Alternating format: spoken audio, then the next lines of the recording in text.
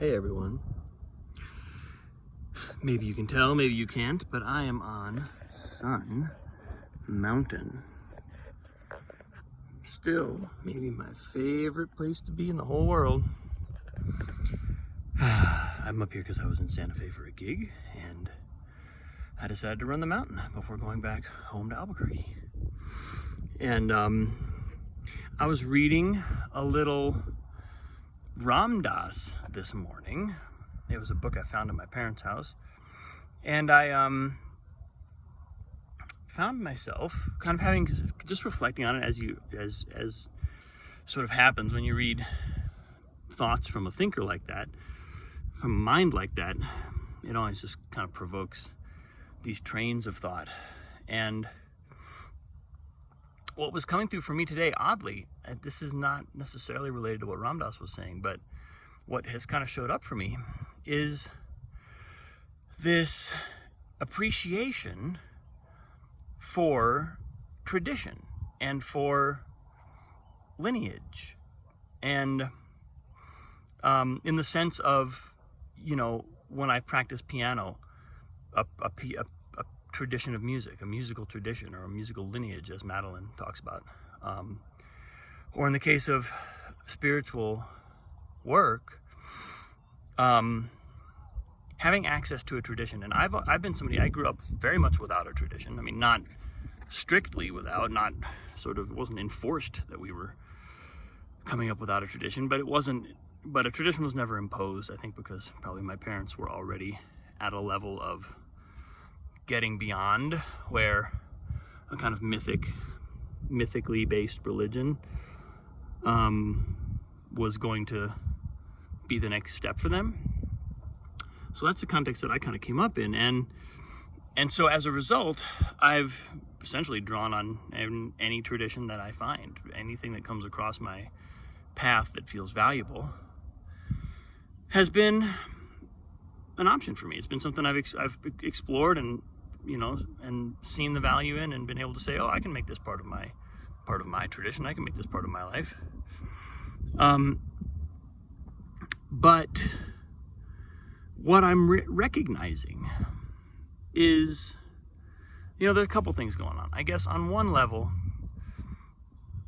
the length of the journey, the length of the spiritual journey really kind of comes into focus when we get serious about it. That's one thing that Ram Dass said this morning. He talked about how when they were practicing in the 60s and 70s, everybody had this idea, the kind of like New Age, Eastern mysticism coming to the United States wave. Everybody thought that we were going to all get enlightened within a year or within 10 years. And he sort of talked about how in his own practice, in his own experience even, that changed. That he at some point realized, oh, no, there's a reason why these traditions talk about millennia, thousands of lifetimes. There's an image of a 6-mile high mountain. Haha, funny, I'm on a mountain. Perfectly fitting. Of a 6-mile high mountain, 6 miles high, 6 miles wide at the base. And every year, a bird, a dove, flies over the mountain, draping a silk scarf from its mouth, and the silk scarf just wafts along the top of the mountain. And this is an answer to the question, how long does it take to get to enlightenment? How long is the spiritual path? The answer is, when that silk scarf has worn the entire mountain away, that's the length of the spiritual path. So that's quite a thing. That's quite a thing to take in. And so in that context, I think partly in that context and partly from just witnessing the mechanics of my own evolution, tradition is like, it's something to hold on to, not in the sense of holding on to it to make it true so that I have the truth, but it's something to hold on to because at the highest level, we're liberating ourselves from ourselves. This is why, in my experience, I haven't really, when I say I didn't grow up with a tradition, it was because my parents were already kind of liberated from that. My mom didn't need to revolt against the church. My dad didn't need to. I mean, I think maybe to some degree they distanced themselves from the way they grew up in their religious practices, but I never got the sense that that was a big, huge defining moment for them in their life, is when they no longer believed in the Judeo-Christian God, or that didn't feature in my early experience of how his spirituality was introduced to me. So I took that for granted. I was like, well, that's clearly one story. There's all these other stories. Look at all these beautiful stories pointing to something very similar. There must be a universal human truth. Wonderful, right? That was kind of my outgoing assumption. But what I realized over time is that ultimately I'm liberating myself from myself. My own mind is where I'm enslaved, if anywhere. Now, I know that that's not true for every person or every culture across the globe, but for me, in my position in this country, with who I am, I'm the one to whom I am enslaved, my own mind. So if I'm liberating myself from my own mind, isn't it helpful to have something outside of my mind that serves as a reference point? Because otherwise, what I sense in a kind of New Age spiritual context, which I know New Age is passé now, but I don't know what else to call it. But it's like there's this sense of my inspiration. What comes to me is divine inspiration. What comes into my mind, what flashes into my awareness, is my truth.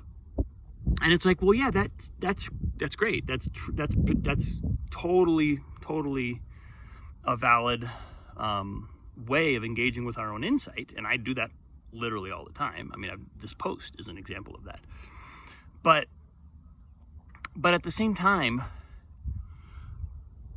we need a reference point outside of our mind to help us evaluate what those insights are, to help us clock them and put them, sequence them. I mean, that's why if you look at the Hindu tradition or the Buddhist tradition, there's these long sequences of experiences that are, I mean, they're not the same for every person, but there's a very clear chart. There's a very clear map.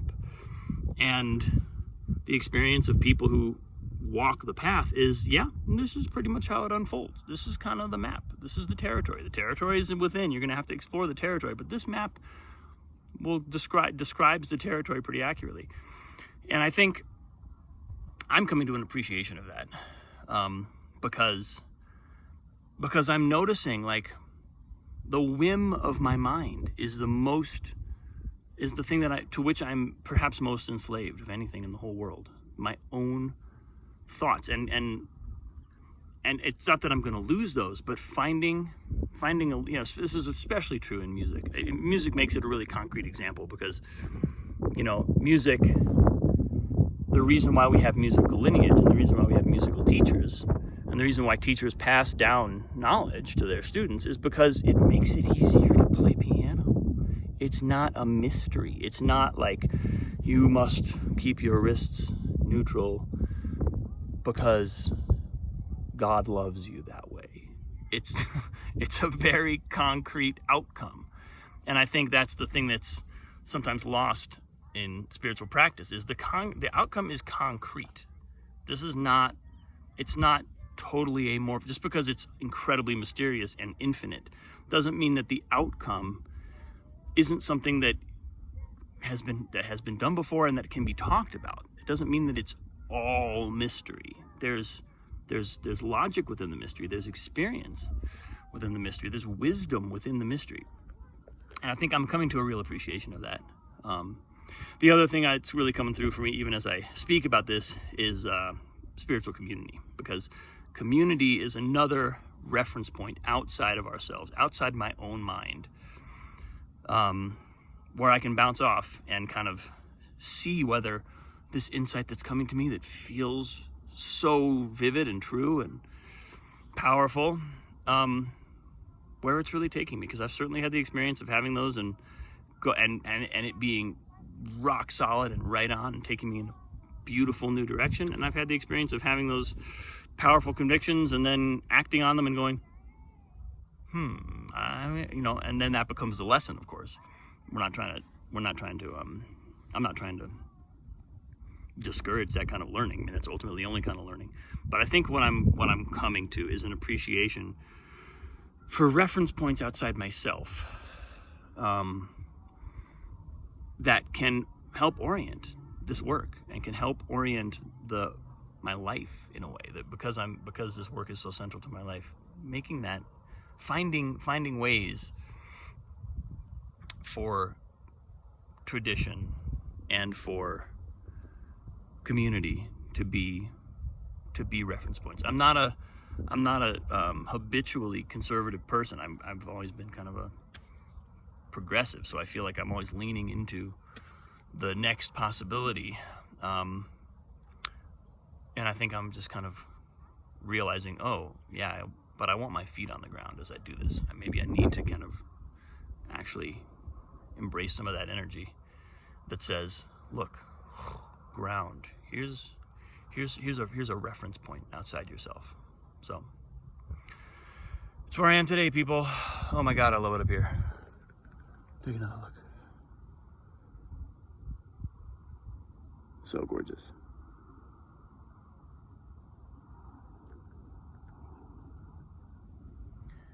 Anyway, much love. I'll see you tomorrow.